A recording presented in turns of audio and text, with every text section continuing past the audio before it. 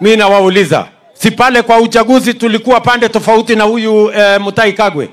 Lakini mimi nimesema kama kiongozi wa taifa la Kenya, kazi yangu ni kuunganisha Wakenya wote kutoka mirengo yote, ndio ili tushughulike na maendeleo ya taifa letu la Kenya, kwa sababu maendeleo ya taifa letu la Kenya ni ya muhimu kuliko mirengo ya chama ama kuliko tofauti za viongozi.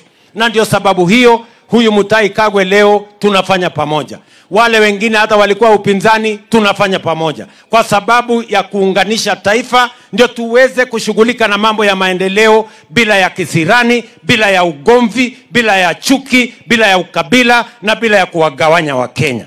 Mimi nawauliza nyinyi watu wa Narumoru, mnataka tuendelee kugawana ama tuungane tufanye maendeleo pamoja? Mnasema tuungane, tushirikiane na huyu Mutahi Kagwe na wengine?